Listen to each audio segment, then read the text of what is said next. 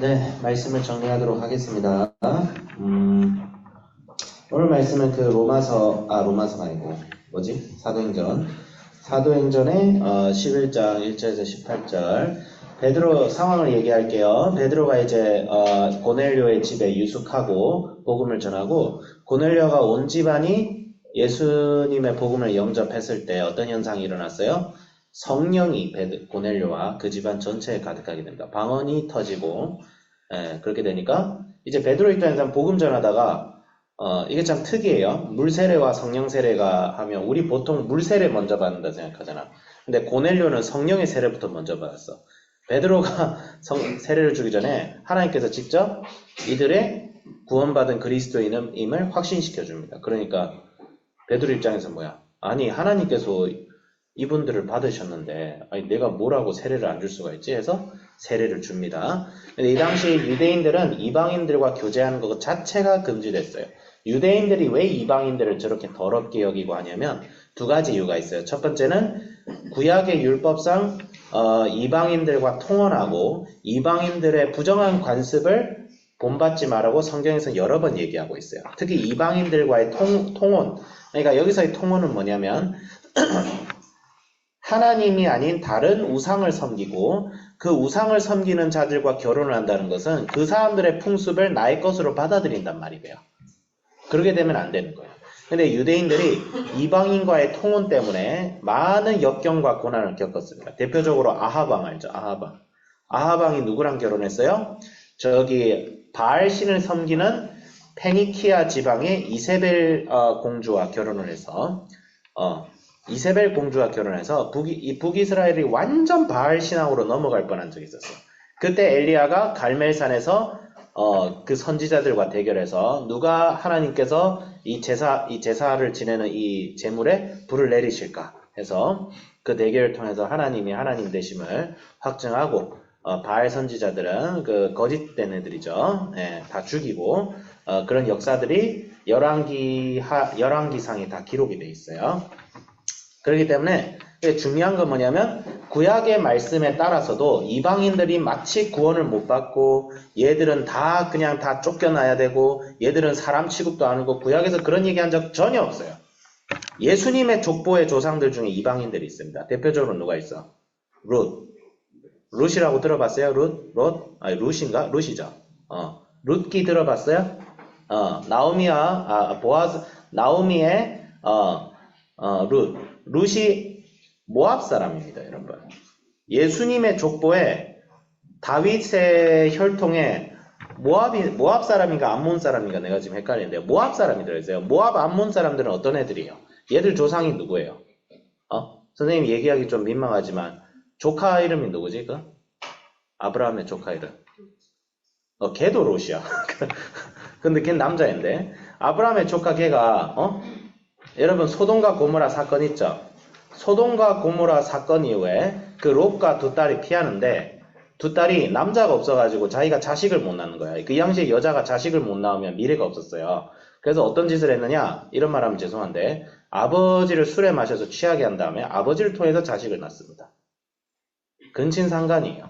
이를 통해 태어난 애들이 모압과 암몬 자손이야. 이스라엘 사람들이 보기엔 이건 개돼지만도 못한 족속이에요. 그리고 실제로 이 모압과 암몬 족속이 믿던 신이 그모스 신입니다. 그모스 신 뭐하는 애들이요? 아기를 불태워 죽여서 신을 섬기는 종교예요. 정신이 나갔죠. 정신이 나가서 이방 사람들 풍습은 정신이 나갔어요. 이 당시에도 보면 지금도 출토되는 가나안 지방의 그 유적들을 보면 그 신상이 발굴되죠. 신상 밑에 얼마나 많은 애기들의 해골들이 있는지 몰라. 끔찍합니다, 진짜. 끔찍합니다. 그러니까 생각해봐요. 유대인들 입장에서 이방인들을 경멸할 수 있게, 경멸이 돼야 안 돼요. 이방인들 입장에서 유대인들은 이것들은 인간도 못한 놈들이다. 이런 생각이 들 수밖에 없어.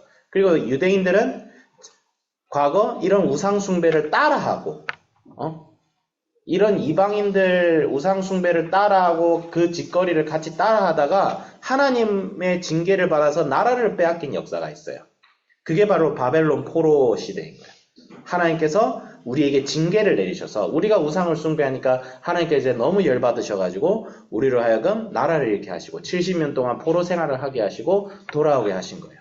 그 돌아오고 나서 몇백 년이 지난 것이 지금의 예수님과 그 이후 시대인데 그런 입장에서 보면 유대인들은 이방인과 같이 대화도 못한다. 이렇게 생각하는 거예요. 근데 절대 그렇지 않죠. 이방인들도 구원의 대상이었어요.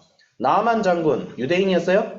이방인이었어요. 이방인인데 이 사람이 자기 문둥병 치료하러 갔다가 엘리사의 지시에 따라서 요단강에 7번 몸을 담그는 믿음의 행위를 통해서 몸이 낫고 나서 뭐예요? 내가 이제야 참으로 이스라엘 하나님 외에 다른 신이 없다는 것을 깨닫게 되었습니다. 나만 장군이 그런 고백을 합니다. 그러니까 이방인도 구원의 대상이 되었어요. 구약 시대에도 마찬가지예요. 어떤 사람은 구약 때는 하나님께서 이방인은 그냥 지옥 가도록 내버려 두시고, 신약 시대에 와서 이제 이방인들이 구원받을 수 있다. 이렇게 가르치시는 분들이 간혹 있는데, 물론 마음은 이해합니다만 그렇지가 않습니다. 그렇지가 않습니다. 성령께서 임하시면 반드시 복음을 전하게 하세요. 그래서 성령의 역사는 복음을 전하게 하는 역사예요. 성령의 역사가 임하면 반드시 복음을 전하고 말씀을 사모하고 말씀대로 살아서 성품의 변화까지 나타나는 것이 성령의 진정한 역사예요. 그 성령의 역사가 반드시 물론 성령의 역사가 강하게 일어나면 평양 대붕의 역사 이런 방언 터지고 신유은사가 벌어졌을 때 그것만 벌어졌어요? 아니에요. 사람들이 자리에 죄를 고백하기 시작했어요. 기독교에서 부흥의 역사다, 대각성의 역사다 하면 어떤 역사냐면 자신의 죄를 고백하는 거예요. 단체로. 내가 이제 예수님 뜻대로 살게 성령의 그 은혜를 통하여. 그 역사가 부어지는 엄청난 놀라운 역사가 고넬료의 집에도 벌어졌고, 그래서 이것을 베드로가 얘기하니까 유대인들이 예수님, 우리 하나님께서 얘들이 잘 몰랐던 거지. 사실 구약 말씀을 잘 몰라요, 유대인들이. 잘 아는 것 같아 보이는데 율법을 조항을 막 만들어서 막 그거는 지켜. 근데 실제로 구약 말씀을 창세기부터 말라기까지 찬찬히 읽어봤을까? 그렇지 않았다는 거야. 이 당시에는 성경 말씀 구하기가 어려웠어요. 이 당시에 성경이 우리처럼 이렇게 프린트해서 나오지 않는 거예요. 그랬을 거예요. 그래서 예수님께서 엠마오로 가는 두 제자들에게 나타나셨을 때 엠마오의 두 제자들이 뭐라고요? 예수님 돌아가셨다. 이제 끝났다. 하니까 예수님이 책망하시면서 뭐라고요? 이 구약의 선지자의 말씀을 더디 믿는 자들아. 이러세요. 이 성경 말씀을 더디게 믿는 자들아. 내가 언제까지 니들한테 설명을 해줘야 되냐? 예수님께서 그 얘기를 하세요. 그러니까 유대인들이 구약 말씀을 잘 몰라요. 잘 모릅니다. 우리보다 더 모를 수도 있어. 왜? 이 당시에는 성경이 희귀하고 인쇄술이 발달을 안 해서 성경 말씀은 회당마다 딱 한 개씩만 있어. 그러니까 평상시에는 말씀을 잘 못 읽어요. 이 사람들이. 그런 거예요. 그래서 베드로도 사실은 이 사람 사도인데도 잘 몰랐던 거지. 이거를 잘 설명해 준 사도가 바로 사도 바울입니다.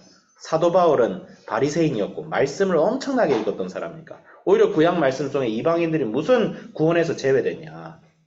그 얘기 하는 거야, 나중에. 사도 바울. 그래서 이방인의 사도가 되는 거죠. 그래서 오늘날 복음을 전해야 된다. 성령의 역사. 또 이런 사람이 있어요. 막 예정론 얘기하면서 이거 오해하지 마세요. 이제 개혁주의에서 자꾸 예정론 얘기하면서 우리 성도님들 잘 모를 수도 있는데 하나님께서 구원받는 자를 다 예정하셨다. 예정이 틀린 건 아니에요. 근데 그래서 인간의 자유의지 없다. 뭐하러 선교하냐?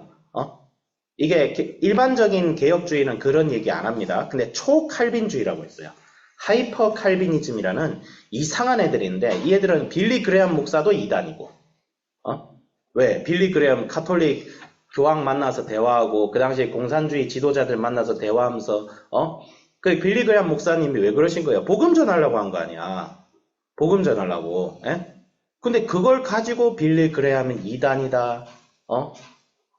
어딜 같이 하니까 이게 뭐 하는 짓거리예요? 이 초 하이퍼 칼비니즘이 하는 짓거리가 이 당시 유대인들이 하는 짓거리와 똑같다는 거예요. 난 이 사람들에게 저주가 있을 거라고 확신합니다. 물론 구원을 못 받는다 이건 아니지만 그렇게 하면 안 되죠. 뭐 WCC 했다고 해서 조영기 목사님도 완전히 이단이라고 얘기하고 WCC 잘못된 점 분명히 있어요. 너무 다른 종교하고 지나치게 교류하면서 좀 믿음의 기준을 조금 잘 못 세운 거 있는데 그렇다고 조영기 목사님 이단이라고 그건 뭐 하는 짓이에요? 그건 뭐 하는 것 같아요? 지금 이 당시에 유대인들이 바리새인들이 하는 짓거리와 똑같은 짓을 하고 있어요. 그래서 WCC, 적그리스도 이런 거 구호로 내세워가지고, 물론 주의할 필요는 있지만, 이거 너무 내세워서 다른 사람 정죄하는 사람들은 제가 봤을 때는 이 당시의 유대인들과 똑같은 짓을 하고 있다. 그런데 그렇지가 않습니다. 그래서 결론을 내리면 성령을 더욱 사모하고 기도하고 말씀을 더욱 사모하고 복음을 전하자. 복음을 전하고 우리가 정말 오류가 없고 무오한 하나님의 말씀, 그 성경 말씀에 서 있으면 반드시 성령께서 역사하십니다. 성령께서 역사하시고 그런 성령께서 인간의 편견과 오해마저 종식시킬 거예요. 종식시키고 복음을 전하게 하실 것입니다. 그런 성령을 사모합시다. 기도하겠습니다.